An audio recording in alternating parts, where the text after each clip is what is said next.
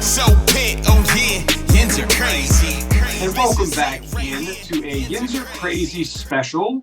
My name is Mike. Thanks so much for watching. Thanks so much for supporting. I want to, of course, acknowledge that our first episode of Winning has received almost 1,000 views on YouTube already, which is super awesome. So we greatly appreciate all the viewers out there tuning into more of our Yinzer Crazy content. And you know what? We're lucky and excited to bring you a follow-up episode. Winning episode number 2, yes, is dropping today. And once again, I have an esteemed Yinzer Crazy panel here to break down all things Penguins for Yins, guys. You probably know them from the last episode and from some of their writing on the site, but I want you guys to say hello to Luke Rinaldi and Patricia Beninato. Hi, guys. Hey. What's up, Mike? Not much. And you know what? You probably know her from our announcement over on Twitter a few weeks ago, and she has joined us as a contributor over at Yinzer Crazy as well. She's our awesome Pens temperature check person over here. Say hi to Alicia McKenzie. Hey, Alicia. Hey, how are you?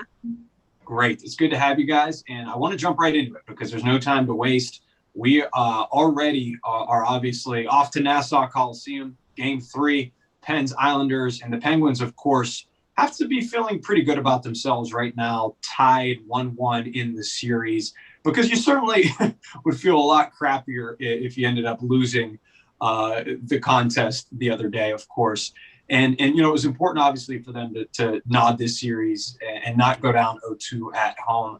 There have been a lot of things, obviously, that have been, bandied about. I think after Game 1, everybody was like, Tristan Jarry, is he a guy that can win a Stanley Cup with the Penguins? Or do they have a chance without Evgeny Malkin? Things of that nature. And maybe he, shut up some of those doubters after Game 2. We'll get into all that. Luke, I just want to start with you. Out of these first 2 games, what is your major takeaway?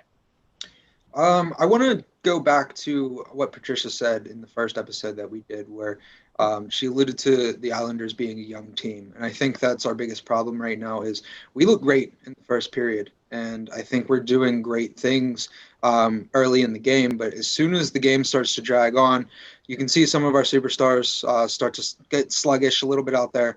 And people aren't doing exactly what we need them to do right now. I did say in the first episode that I wanted those first lines to produce just as much as the second, third, fourth line. And we're not seeing them produce in that second game like they should have. So right now, I'm a little nervous as we get further into this, as the games progress later in the games, that we're not sticking to the game plan here. We're not keeping it up. We'll get to the power play in a little bit too, but just some things that looked a little sloppy in the first 2 games that I want to see picked up. But overall, we're playing a good game. And I hope that we can continue that on throughout the series. But I just want to see more production. Yeah, I think it's a fair observation. There's no question in the first 2 games, the Islanders controlled the latter half of those contests. And that's something to watch moving forward. Alicia, what's your biggest takeaway and how are you feeling? Are you kind of feeling more negative currently or more positive heading into Game 3? Definitely after Game 2, I feel a lot better, especially with Jarry of how he played. Yeah. And I think the record of him, I think it's like 8-0-1 after a loss. So I think just those numbers alone, I was like, he'll bounce back. Obviously did. And like the bottom 6, nice. Especially with Jeff Carter coming in, putting up, I think it was like 12 points in like 10 games or some crazy number like that. If we get them going again, and especially the fourth line, Tanev, Blueger, Aston Reese, if they can, take or make a hit to make a play, that and they produce like on the scoreboard, that literally will only go up line. And then once you stop those lines in the top 6 of Crosby, Malkin, if he's in a play, they will just score like they usually do, and then you literally have your entire lineup scoring, and they'll be really tough to play against. That's a great point. The depth has been key so far, and without the third and fourth line, and we'll get into that more, the Penguins don't win Game 2, and they're probably heading back to Nassau Coliseum in an 0-2 hole, which seems insurmountable. Patricia, what's your major takeaway? I Right now, I'm feeling pretty good. As a rule, I've been watching the Penguins for a very long time. It seems like the Penguins in the first game, they always, I don't want to say let the other team win, but they're basically watching them, seeing what they do, seeing how they react in certain situations. Then once that game is over, and more often than not, they do lose game one, then they come in and they almost always win game two. I really haven't seen anything that surprised me. I knew it was going to be a very physical series. I knew that it was going to be close scoring. We're not going to see blowouts in this now. And I also remember why the Pens got Freddie Gaudreau, because he scores in the playoffs. So does Jeff Carter. And the Carter pickup, I'm feeling more confident about, because it always seems that teams that are in the playoffs, they always pick up an old guy. Why not? Let's give him a chance at the cup. Jeff Carter has two with the Kings, and he was instrumental in both of them. And, he's stepping up. Gaudreau is stepping up. Tanev is becoming a fan favorite. I'm hearing, oh my God, I love Brendan Tanev all over the place. Favorite. So it's pretty awesome. And like I said, I haven't lost confidence yet. I still go with my prediction of Pens in 6. All right. So I like that word you used there at the end, which is confidence. It's something that I mentioned as we were bringing the show in, that a lot of people weren't feeling that way about Tristan Jarry after game one. Those ghosts and echoes of no playoff experience, and does he have the cobwebs in his head? There's a lot of that kind of going around, and I think he, as I said before, quieted some of those doubters with a solid game 2 performance.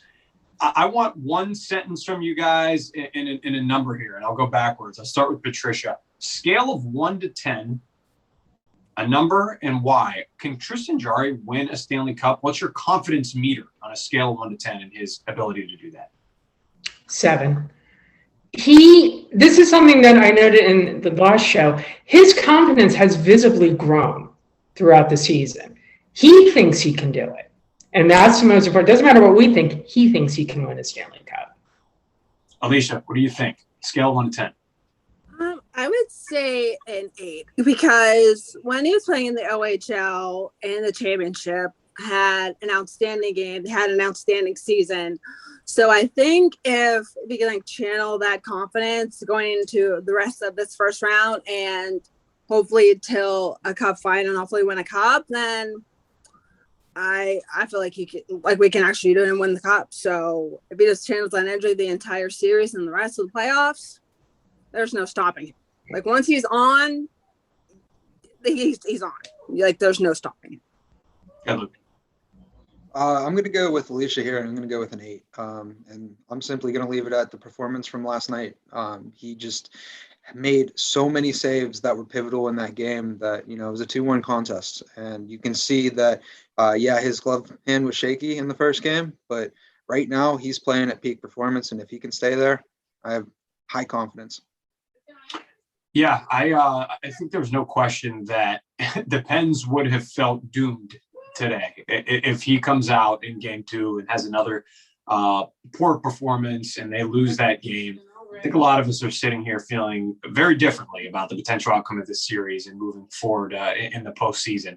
So we'll take what we can get. And like you guys said, one step at a time, right? It takes time to build confidence, and hopefully Tristan Jarry has turned a corner. One thing that I don't have a lot of confidence in, it doesn't seem like picked up some of that momentum from the end of the season, is the Pens power play. They've been a disaster these first 2 games against the Islanders. And on our first episode, I remember bringing it up to you guys that this was a power play that was finding its groove, and that the Islanders obviously are very, they're a gritty team, but they play cautiously, right? They're not going to give you a 7 or 8 chances a game on the power play, and you need to take advantage of those chances when you get them. The Pens simply haven't, yet they still found themselves in a split at 1-1.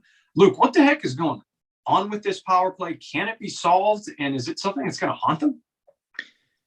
I've noticed since probably back when Michel Therrien was the head coach, and we've always done the whole dump and chase, and it seems like we cannot keep the zone. right now, my biggest concern is our 5-on-5 looks better than our power play. We can keep the zone so much better than we can whenever we're in the power play. Even whenever we are keeping the power play, it's, pass the puck. Typical Yinzer, I'm sitting at my TV yelling, shoot the puck every single time. Exactly. But, the thing that I've seen, the biggest problem is we can't enter the zone and keep the zone. And I don't know if it's the teams we play against. I don't know if it's a mental thing, but it always seems like when other teams are against us on the power play, they're in that zone and they're keeping that for almost the entire 2 minutes that they're over there, with a few clear outs here and there. For us, we are just struggling to keep that puck in that zone and to keep it in play. So what I want to see is, instead of this dump, and, we haven't been dumping as much as we used to, but when we're gaining that zone, I want to see it set up a little bit better, and I want to see it just stay in the zone. Yeah, I'm with you, man. I can't tell you how many times that when I'm just watching a casual game with fans or friends and family, and they just shoot over and over again. You're totally right.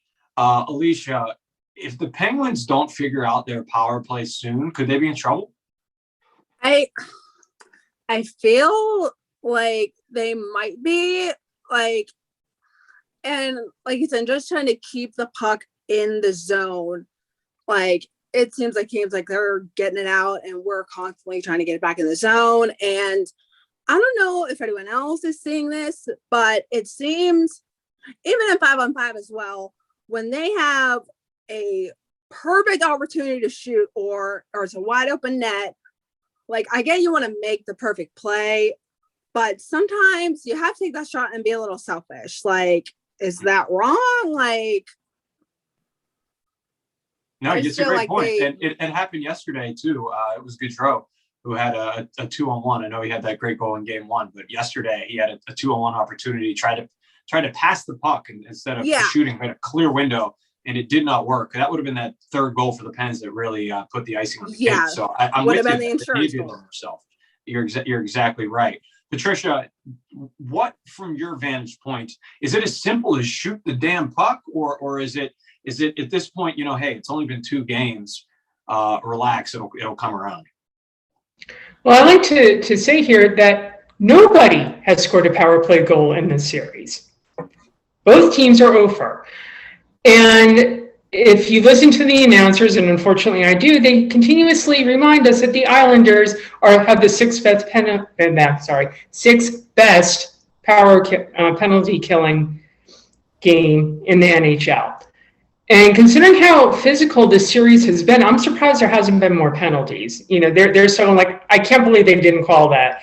And the refs are kind of it's a playoff, screw it. We're not going to really do anything. I'm not worried. Really, the offense should not depend on scoring in the power play. It's nice when it happens. And yes, I would like to see them shoot a little more. But as Alicia was saying, we spend way too much time in the defensive. During my live tweet on Sunday, I was saying I'm seeing way too much of Tristan Jarry in this game because it seems like they were always in that end. So I'm not worried yet. The only thing that I do like is that the Penguins, at least, are not getting a lot of penalties. Islanders are. Yesterday I was dying because what was his name, Lidstrom? On the Islanders, got back-to-back, and then 2 minutes later. I think he had 3 straight penalties or something like that within, I think, 10 minutes or something like that. It's ridiculous. I'm like, hey, take all the penalties you want. Go right ahead. Yeah, listen, and you make a great point, Patricia. They're not giving up many opportunities, and they're killing the opportunities when they happen, especially at significant times, considering the near consequential penalty of Brian Rust catching the puck and tossing it down the ice at maybe the most critical time juncture of the game. I thought it was going to lead to an Islanders goal. I don't even think they really had a shot on that final power play in the last minute and a half. I think all of us probably, wanted to scream at the TV when that happened.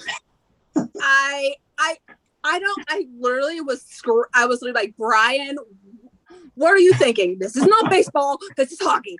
Why did you grab the puck and Oh, I don't think he was thinking much, I unfortunately. literally but watched Yeah, it. he I was wasn't. like, oh my God. It's something that would have been talked about at length, trust me, not just for today or the next day or next week, for years if they go on to lose that game. Yeah. That was a total Chad Ruedel move. He's off the hook. He's off the hook. He got Ruedel. And he is Oh my off gosh. the hook. Hey, as it all stands, it is 1-1. And like I said, we won't remember that play. We'll remember the good plays from Rust, including the goal. I saw a terrific stat earlier. Well, maybe not so good stat. Brian Rust, that was his first playoff goal. Or prior to that goal, he only had one goal in his last 15 playoff games, I should say. The Pens' record in those playoff games, 3-12. So it's safe to say that Brian Rust is pretty darn important to the Penguins' success. Hopefully he's scoring more goals instead of throwing pucks. I guess it's not baseball. It's funny, no question. And we can laugh about it now because they won. Yeah, I guess he just wanted to give us some drama. Like, you know what? Here. Let's just, spice it up the last minute. Like, thank you for the anxiety for the last minute of the game. Thank you. You can definitely laugh about it now, right? So I do want to mention to you guys that we thank you for tuning in to episode 2 of GUINNING, brought to you by YinzerCrazy.com. We're also sponsored by Steel City Wheelhouse. And I want to remind you that Patricia will be live tweeting Game 3, correct? Oh, yes. And from Nassau Coliseum. So follow us on Twitter at YinzerCrazyShow for more fun these next couple of days. I want to quickly ask you guys first about Evgeny Malkin. Obviously, we don't have any inside information. It seems like he is obviously not at 100%. That goes without saying. You could certainly draw that conclusion given the fact he hasn't played in the first 2 games. And it's shown mixed results, right? A lot of chances still for the Pens. Where do you guys stand in terms of, maybe I'll phrase it this way, and I'll start with you, Patricia.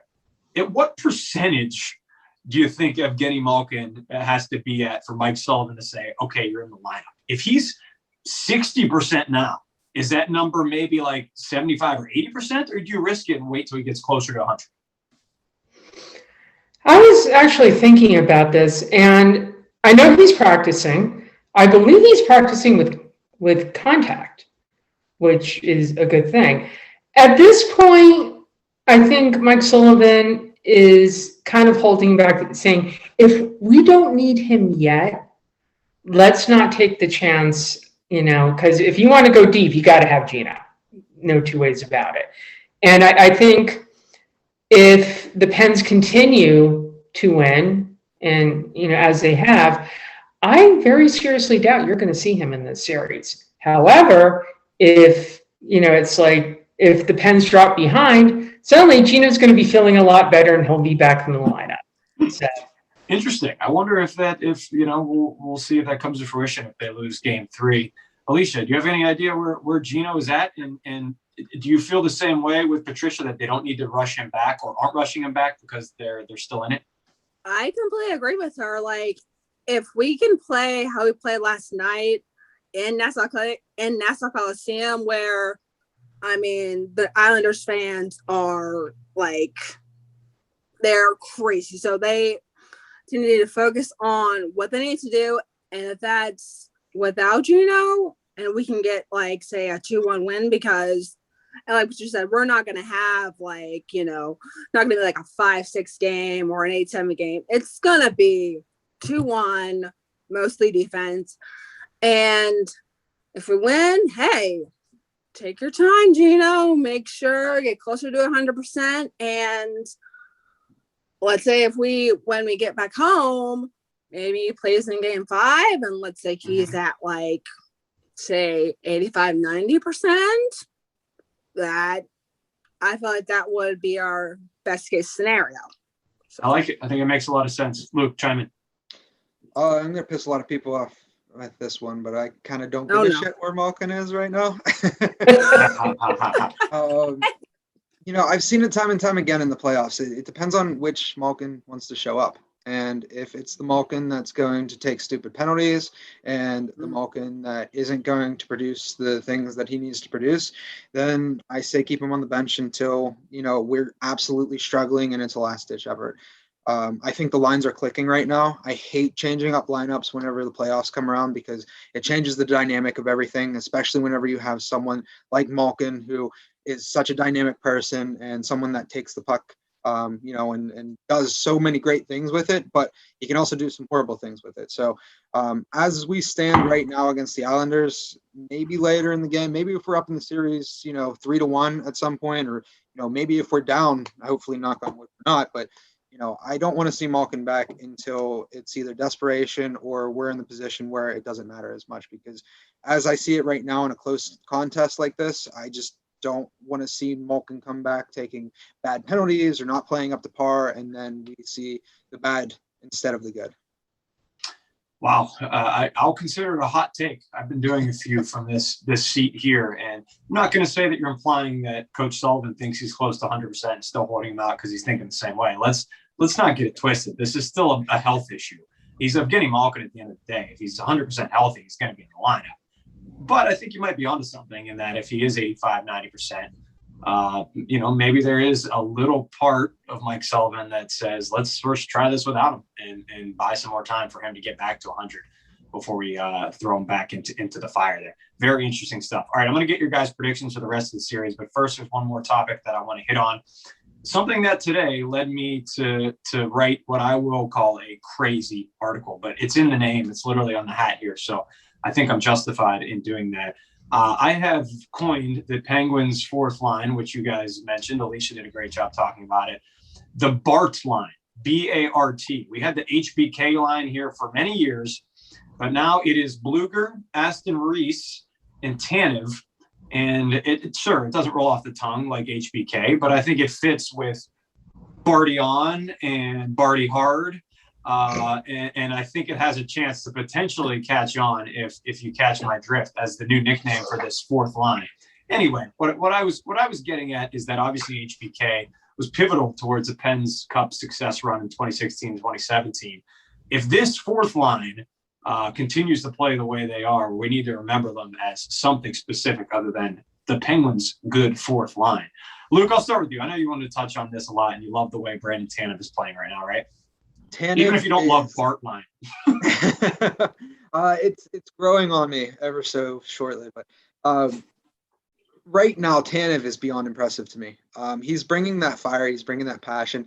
Last night when he made that diving play, when he had that breakaway and he goes down, I thought he was hurt. I was really just distraught whenever I saw him go down like that, and then all of a sudden he gets up and he just starts chirping. And if you saw the live stream, you definitely saw some F-bombs dropping out of his mouth and getting in people's faces. And we don't have that fire on many of our lines anymore. And he is bringing a lot of that to the game right now. And yes, that line is kicking. It's running on all cylinders. It's getting down. It's making some good plays. But ultimately, I see Tanev as a leader. I know he's not the captain. I know he's not one of these people on the lines that he's a veteran or someone that, has really been in the league for a long time, but they even showed a clip today at the end of the game. He was on the bench at the end of the game, hyping everybody up. Throwing him around a little bit. You got to be careful. He's going to injure more Penguins. He might just get legit pushed in. He did. He might get more concussions to the Penguins than he might to anybody else right now. But I love the passion. I love the fire. I love what he's bringing to this team right now. And yeah, that whole line, it's just kicking on all cylinders, and I love it. I'm going to ask you to stop calling them that line. They are the BART line. I'm sorry, the BART line is kicking on all cylinders. Line. Thank you. Alicia, I know you're a big Turbo Brandon Tanev fan too. Is this to you, was this expected? One, I should say, or are you confident that they can keep up this play moving forward? I definitely think so, especially, considering how Tanev played last night. Just him alone. And I actually was thinking about it during the game. It kind of reminds me as a smaller, more like sneaky Ryan Reeves. Get in your face, get physical. and still, like put the puck in the back of the net. So, and I'm so going to keep saying this until it happens. The Bart line, we may need to have a different name. But I'll stick with it for now. But they're going to score, whether it be Ashton Reese, Tanev, or Bluger. One or more players are going to score or have a multi-point game. That's only going to go through all the lines, and then you'll probably see more Jeff Carter score, Kapanen, and then if that top line scores, look out. Yeah, the trickle-down effect you've mentioned a few times, and it's a great point. If you have guys in your third and fourth line producing like Carter, like Bluger, of course, but it just makes everybody that much better. At the end of the day, it's like your 8 and 9 hitters in baseball coming up and mashing home runs. You take a lot of pressure off those top guys who are going to see better pitches. Patricia, are you on board with the Bart line? Come on. Is it going to catch on? I've been sitting there thinking about different names, but we can use the Bart line as a stopper for now. I am a big fan of this line. Tanev, like I said, Tanev is rapidly becoming a fan favorite. I walk with a bunch of people in the mornings, and they all know that I do this show and I write about sports. And they're like, that Tanev, there's a guy who's like 85 years old. He's like, that Tanev is a firecracker. It's really funny. But I love Bluger. Bluger has been bringing it pretty much since he came to the Penguins. And Aston Reese, remember, I kind of snuck him in at the end as somebody who may step up and surprise people on this. And, you want a fourth line. I love the passion. They all bring passion. Zach Aston Reese, he was chirping at some people last night. And Bluger spends a lot of time in the penalty box.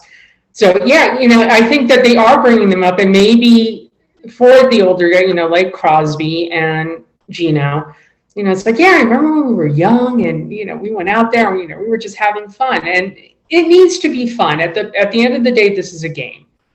And you should have fun playing it. And also, I'm so hoping that Tanev scores a goal because I have the best GIF that I'm just waiting to bust out on the live tweet when he does. That's got to happen tomorrow in game. That is absolutely essential. And make sure you tell your friends, your walk friends, about the Bart line. Tanev is on the Bart line. We got to keep that going. When you guys are sitting at Permane Brothers eating a Bart burger in 3 weeks while the Pens are still playing, you're going to come back and be like, you know what? I was a part of that. No? Okay. Fair enough. Do we get the HBK sandwich at Permane's was the best. So if they come up with something the same as the Bart burger, The Bart burger. It's not hard to call me. That may be something I can get behind. See, and you know what? I'm telling you, the Bart burger. It sounds good. All right, let's wrap up. I want to start with Patricia. Patricia, I know you already hinted at it earlier. You said Pens and 6. You're sticking with that prediction. So instead of giving me that prediction, tell me why you're sticking with Pens and 6. I think that the Penguins don't make as many mistakes as the Islanders do. Like I said, the Islanders are a young team, so they occasionally get a little too fired up. And even though there haven't been a ton of penalty minutes, they're still getting more penalty minutes than the Penguins. And the Penguins are more patient. If they start shooting more and getting around, they were getting around the defense a little bit better yesterday than they were on Sunday. I think if they continue that, if they keep things close, if they don't make that many mistakes, it's still going to be the Pens and 6. It's not going to be a blowout. You're not going to see 10-0 games, but you will see Pens and 6. Alicia, what's your prediction for the rest of the series? Are you thinking Pens in 6, Pens in 7, Islanders maybe? Definitely Pens in 6. I think we'll hopefully split in Long Island, even though I would like to see it steal 2 from Long Island, but I'll accept a split, come back for back to person, win there, and then hopefully, like we were talking about earlier, if Gino's in the lineup, that could be a game changer. So, and I think with the Islander crowd there, they just literally need to focus on what they need to do. And like Patricia said, is shooting the puck more. And I always say this, if I had $1 for they had a wide open net or an opportunity to shoot and didn't, I would own this team. I'm just saying. Like, I don't know if I'm the one who's noticing that, but like I have counted multiple times where it could be Sid or Bluger. Like they would have a wide open net. They would either pass or it'd be, the shot would get blocked. And I'm just like, oh, what are you doing? And then you could officially have the team brand the fourth line as the Bart line. That would be clutch. That would be absolutely. Are we going to get any money for this? If this well, we should. I mean, really. Yeah, totally. We better because it's a Yinzer crazy special. I tweeted out an article. I was, it was crossing my mind a little bit ago. We need a nickname for this fourth line. It can't just be the Tenacious D, which is a cool one anyway. But they need something a little catchy. And obviously, like I said, Bart Simpson doesn't make a whole lot of sense because he doesn't have much in common with hockey, but it is the last names paired together. And I think if you consider that Party Hard has been the Pens' goal song for a long time, that Barty Hard fits quite well. Luke, stop my nonsensical rambling and tell me who's going to win the series and in how many games. Yeah, I think you need to start consulting the rest of the team before you start putting out stuff like that. But I'm gonna Brian Rust you with this puck. No. So I want to preface this by saying something that I saw last night. And if you're watching the Vegas Golden Knights game, who was the star of that game? Marc-Andre Fleury. Exactly. We gave him so much shit when he was in Pittsburgh of he's not playoff ready, he's not this, he's not that. I've seen too many goaltenders run out of this town because they've had a few bad games. And don't get me wrong, I know that we've had some struggle times, especially with Matt Murray in the last couple of years. I think it was the right move to trade Murray. But right now, I think Jari's going to be the key for the rest of this series. And I think we are going to see Pens in 6. Because Jari is able to keep that confidence up and be able to keep these games tight. Like Patricia said, I don't think we're going to see a blowout in any of these games. Barring some freak thing that happens with one of these goaltenders, what we need to do is keep these games tight. We need to keep Jari's confidence up, and we need to score just enough to squeak by. All sounds good to me. I got this thing going the distance. I see 7 games, especially after the Islanders were able to steal the first one at PPG Paints Arena. I just think the Islanders have been the better team for 4 of 6 periods now. Even if the Pens split at Nassau, I don't see them coming back and winning 2 straight. I have Pens in 7, and I don't feel particularly great about it. That's just the truth. But as for Yinzer Crazy and for the show winning, we obviously need them to keep winning so we can get the Bart line growing rapidly around the parts. All right, that's enough from us. It's a great way to end the show. Patricia, I expect to see a Bart line tweet tomorrow at some point. Hopefully you get to use that TANF GIF. Luke and Alicia. I'm so hoping. It's awesome. I love it. Luke, I hope for your sake we don't see Malkin anytime soon because I don't want you to break your television. Alicia, for your sake, I hope we do see Malkin soon because I think he gives the Pens the best chance to win. I think we're winning all the time. In fact, we're gwinning all the time over here at Yinzer Crazy Show. It's been another fun time. Hope you enjoyed the show, and you'll catch us next week. For Patricia, Luke, and Alicia, and everybody at yinzercrazy.com, I am Mike. Let's go Pens. Peace out. Thanks, Mike. Let's go Pens. Let's go Pens.